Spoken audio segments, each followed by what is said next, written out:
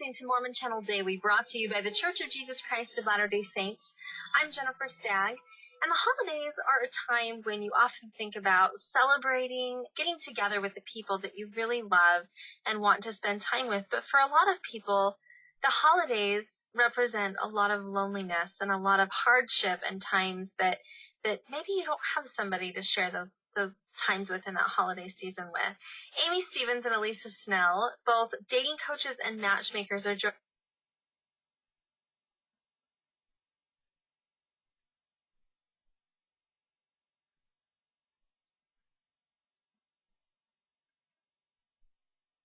joining us today to kind of discuss this situation.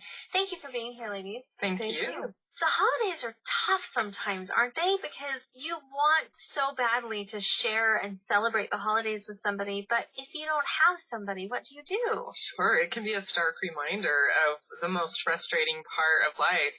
So I think many singles have experienced this in the past. Going into the holidays, it's almost like, oh, I'm excited, but do I have to deal with all the relatives asking if I've found anyone yet and all the events that I need a date for? And yeah, going stag to holiday parties is never a fun thing, right? Exactly. But I think there's a lot of things singles can do to make it a different holiday experience than they've had in the past. I remember, too, when I was single, I loved Christmas music, and so I would look forward to all the Christmas songs and music, but it was a painful reminder of being single. And so from November to December was really kind of a hard time because it drove home my single life more and more, whereas I could turn the radio off the rest of the year. I didn't do it during the holidays.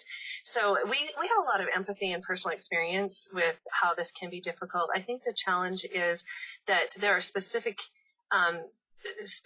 things that we want people to be thinking about in terms of their single life. There's a variety of thinking errors that are going to make you more depressed, more anxious, more feelings of hopelessness, despair. We don't want people to feel powerless during the holidays. We don't want them to feel like victims, and we want them to be empowered. We want them to feel confident. We want them to feel that change is within their grasp, that they can have the kind of life that they want. And so maybe this holiday, you're feeling a little frustrated and sad about the holidays, but I would have you take this as a challenge to define clearly for yourself, what is it that you want? What is it you're looking for? And what's important to you? What's a priority? And if you're okay with being single and it is not important to you right now and it is not something you value or is a priority and it's maybe not even something you want is to be in a relationship right now, hey, take yourself off the guilt trip. You know what I mean? Like own it. Be proud of where you're at and that this isn't a priority for you right now or yet. But if it is a priority to you and it is important for you to change your single status, then, there are a lot of things that can be done to improve your situation. What are some of those things that people can do to improve, the loneliness situation during the holiday? Well, holidays are actually a really great time for dating. There's so many fun events, and even though typically we don't recommend that women be the askers, there's actually some exceptions to that rule, and a holiday party where you need a date would be an appropriate time to ask a guy friend out. And also, you're in so many different circumstances where you're able to network with well-connected people who may have single friends, and just get yourself out there and enjoy time being and interacting in a little different way than you have a chance to throughout the year. Yeah, I think looking for one of the thinking errors that singles can sometimes get caught in is all or nothing thinking, where they feel like they've either succeeded or they've failed, that they're either no one out there to date and online dating never works for them, or no one's interested in them, or they want to be in a relationship and they keep looking beyond the stage they're in and feeling despair because they're not in a serious relationship. They're just going on a few dates. So it's really important that people take the focus off of all or nothing thinking, and they focus on what's going right, and they focus on their options, and they focus on the stage they're in. So if you're not dating at all, there's a lot of things you can do right now. That's the stage you're in to change that. And one of those things is to find out where are other singles at and what events are available, and maybe get online, get a new picture, create a different profile, well. Start focusing in on skills for making others feel great. Chances are, if you're not dating, it's because you don't know how to flirt, and you aren't flirting, and you aren't making other people feel great. And so those kinds of things can make a big difference. Other ways that singles can survive the holidays, they can, make sure that they're letting people know that they want time with other people, that they want to be invited to parties, that they want to do things, make plans, be outside instead of inside. Have a plan for how you're going to respond to those difficult questions when you go to the yearly family party and your relatives are asking if you're dating anyone yet. And you can have a sense of humor about it. You can also talk with them about opportunities in the future that they may know well-connected people. They don't necessarily have to have someone to set you up with, but get involved in a new book club. Make a plan for January and how you're going to approach this new year differently than you have in the past. I love that. Looking ahead to the future rather than focusing maybe on the loneliness that you're feeling in that moment during Christmas time, but maybe looking ahead and going, okay, this is going to be my year. I'm going to tackle this head on. Exactly. And people love positive people. And so it's easy to get caught up in our emotions. But if we have kind of a rehearsed thing that we say when people ask those questions, make it a confidence, something that you're saying, you know what, I am still single, but I feel really good about where I'm at, and I have a great plan, and I feel like, good things are happening in my life. And hey, if you know somebody who would like to have fun, I just know that I'm available for dates if it would be a good fit. And so, have something that you can just say in a rehearsed way that gets it off of that subject and is positive and happy, and then redirect to the other person, well, what's been going on with you? Mm-hmm. And if you act confident and happy, other people are going to respond to that. Instead of you feeling sorry for yourself and them feeling sorry for you, we can have a different experience this holiday. I can remember a holiday season long ago when I had just, right before the holidays, I had just gotten out of a relationship, and I wasn't looking forward to the holidays because I was like, oh, I'm going to be lonely, and I don't have a relationship, and I remember my dad telling me, well, then find a way to serve, and you'll forget sort of the sadness that you're feeling right now if you're working and you're serving and you come up with a purpose. During the holidays. Exactly. Do you think that's helpful as well? We refer to a 5-stage dating process that we use. And one of those stages is the building the relationship stage. That's stage 3. And it's all about relationship skills. And if you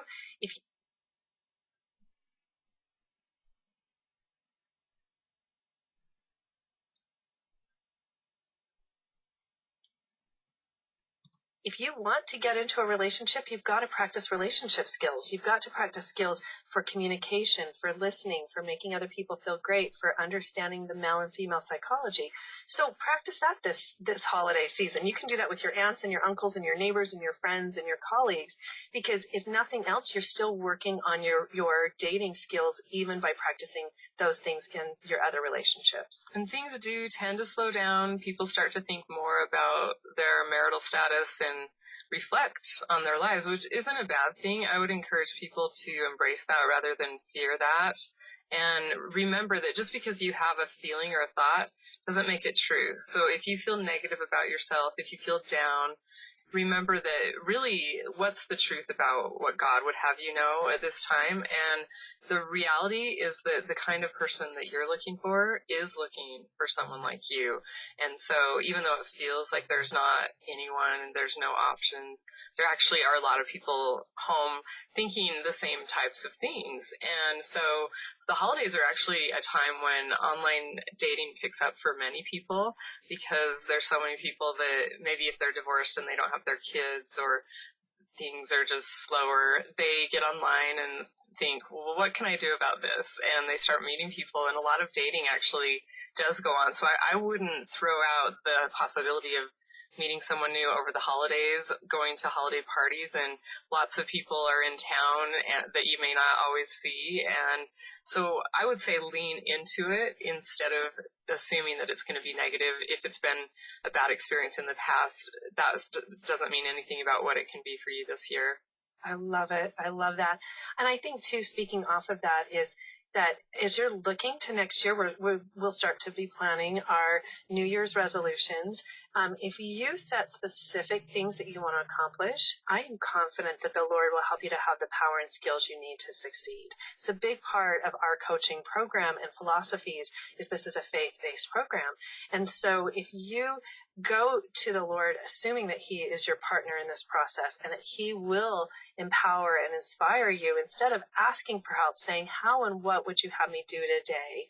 And focusing in on the skills that the Lord intends for you to have and that you can have, and just living each day and each week and each month with the idea of being empowered instead of being a victim. The idea of that you are succeeding and you are progressing and people are seeking out relationships with you and focusing in on what's going right instead of what's going wrong. So attractive when people are doing that, and you will draw people to you. And last time you were here, we were talking about how you were engaged, and now we are just days away from your wedding. And this will be your first holiday season celebrating with your new husband. I'm so excited. And really, I have to say, last year in January, I said to myself, this is going to be my year. And I didn't know how or why, but I did enlist positive people in the effort, and it worked. And so I just encourage people to generate a team of people that are going to help support them. And whether it happens that year or not, you're going to have a lot more fun. I think singles, a lot of times singles don't realize all the things they really can do to change their life. And that's that attitude of, if you believe this can be your year, we often talk with our clients about the idea of we want you to live as if this is the last year you're going to be single. And we can't guarantee that to anybody. And yet at the same time, if you live that way, chances are you're going to make that happen, and you're not alone in it. The Lord is a part of this process. And a lot of times we choose our own path a whole lot more than the Lord does. When we leave it up to him, we're taking a passive role, and I don't think that that's the way that the Lord wants us to be in our lives. We need to tell him what we want, and then he'll help us to make it happen as long as we are active in the process. So I love that example, Amy, because you totally made it happen this year, and you could only do X, Y, and Z, and the Lord did so many of the other pieces, and of course Derek came along and totally did his part. But it really can happen. Well, it really goes back to that quote, pray as if everything depended on the Lord, and then go out and work as if everything depended on you. And that principle applies in missionary work, where you're dealing in large part with other people's agency. And people say that all the time with relationships. So, well, I can't control someone else and how they act. And so they do tend to get into that more passive, reactive role. But there are a lot of things that you can do, and it's actually a lot more fun way of living life. Well, and I think it really speaks to the idea of there is so much hope. Have faith. Don't give up. Believe in this. And if your faith is being weakened, and we've all had our spiritual crisis of faith, just know it's temporary, and you're going to get to a better place, and just be kind with yourself, but don't give up, because the Lord I can declare nothing but that God is a God of promises, and he does fulfill his promises. So have faith and keep going. Well, thank you so much for being here, and you're going to be a beautiful bride. So congratulations.